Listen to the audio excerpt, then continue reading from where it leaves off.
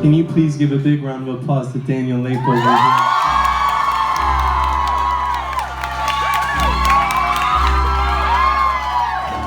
Every show that has happened on this tour, Daniel's been right by my side, and for that I'm eternally grateful. I also want to thank Luis Matos, who runs our lights and runs our merch. Can we give him a round of applause? And I want to thank Bobby Phillips, our tour manager. Can we give him a round of applause?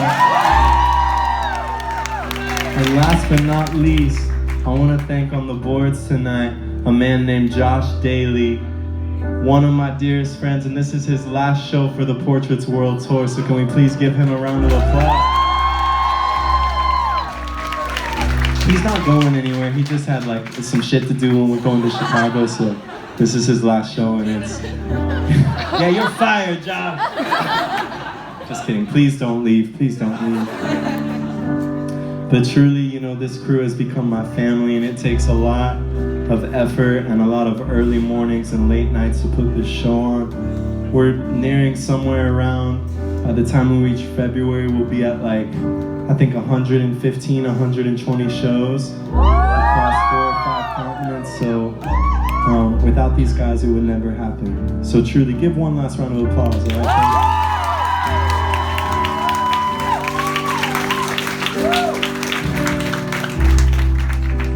Now this upcoming year is very special because it also marks my 10-year anniversary from when I signed my first record deal when I was only 12 years old.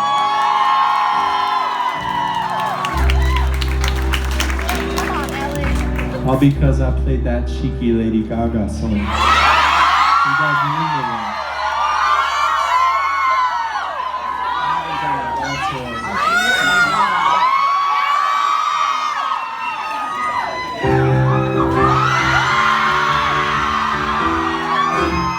Nope.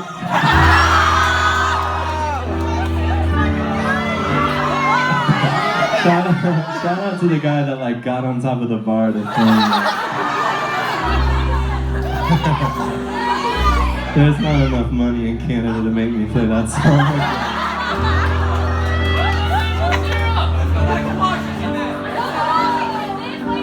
No, okay, so I played that song and I posted the video up online, and truly overnight my life changed, and I was a 12-year-old kid living in the suburbs outside of Oklahoma City, and all of a sudden I had to learn what it meant to be an artist, what it meant to be a performer, what it meant to have a platform, and in later years what it meant to be a songwriter. And I wouldn't trade that time of my life for anything. It was the biggest blessing, and the most important thing out of it is I learned that music is truly a universal language. It doesn't matter what country you're in, it doesn't matter what language you speak, it's a way that people come together and a way that people show love. And I'm so grateful for knowing that. But however, it being the music industry, I also had to deal with a lot of bullshit at a really young age. And I found myself at 18 years old. I was living in LA and I was writing songs, and I was going around to every door that I could knock on and every label executive, and I was telling them, listen, I don't want to be known as that paparazzi kid forever. I don't want to be known as this YouTube kid. I said, I have something to say and I feel it in the music I'm writing, and just please give me a chance, bet on me. And at the time they didn't. And do you ever just feel purposeless? Yeah. You know what I mean? Like where you're walking forward and you think that you're walking towards something, but you just don't know what it is, and you're just kind of mindlessly waking up every day and just doing life. You know what I mean by that? That's how I felt in that moment. And I decided that maybe music wasn't my path, maybe it wasn't my career. And so I decided to leave LA, and I decided to put it behind with an intention of never turning back to music. And I went to college where I thought I was going to go to law school and be a lawyer.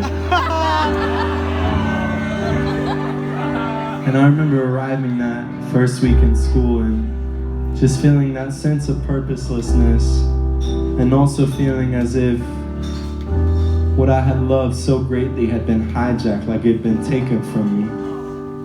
And so I snuck into one of the piano rooms in our Performing Arts Center, and I wrote this chorus the first week that I was there. And I cannot move, and forever I stand on the feet of my drunkenness. I am my Father's man. How you even looking forever? 'Cause I can't. No, I'm sick shit in tonics. Now baby, I can hardly stand. No, I can hardly stand.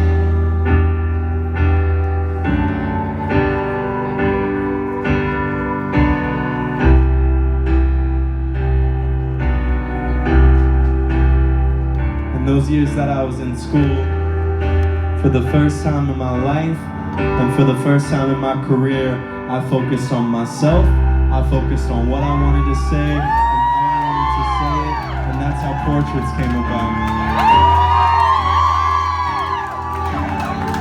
And to be here with you tonight, Vancouver, on our second to last show, it truly, I'm so blown away to be here, and I thank you for coming out, alright? And because of that, I want to strike a deal with you. If you keep on buying tickets to this show, if you keep on supporting this music, and if you keep on encouraging me to keep going, I will write for you, I will play for you, and I will sing for you until the day I die, Vancouver, alright? Do we have a deal? Don't let anybody tell you that you are not brave enough to write another chapter to your story. Do not let anybody tell you that your book is finished with the first chapter, because if I'm still here after 10 years writing my second, third, fourth, fifth, sixth, seventh chapter, I'm gonna write the entire goddamn book. And Vancouver, I hope you'll stick around with me for it, okay? This one's called Staying.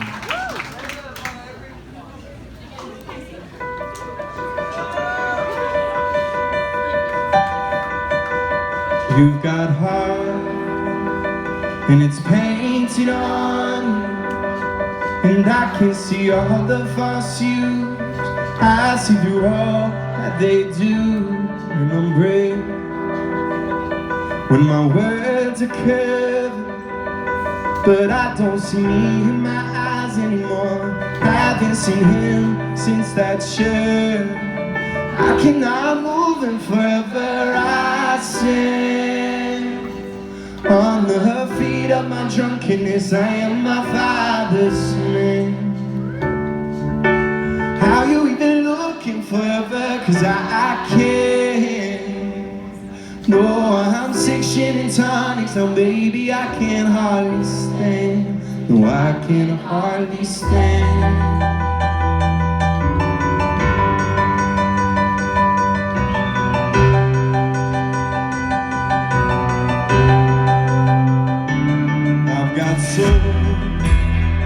But it's weak to take, for I have been burned one too many times. I haven't said the right line, so I smile and say you make me happy, but don't think there's end to my certainty.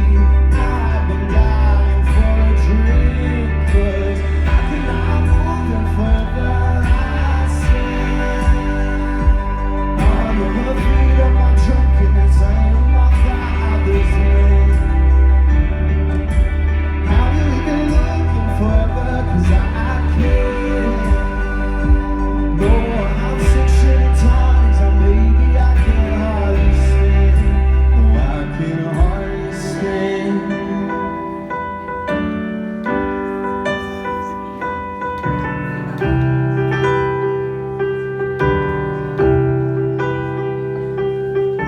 I live and learn, and I try to pretend that one day I might be wiser than my sin.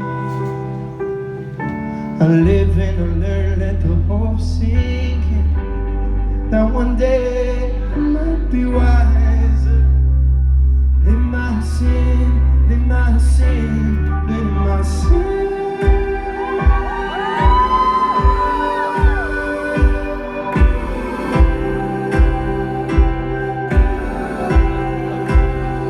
Oh, in my sin.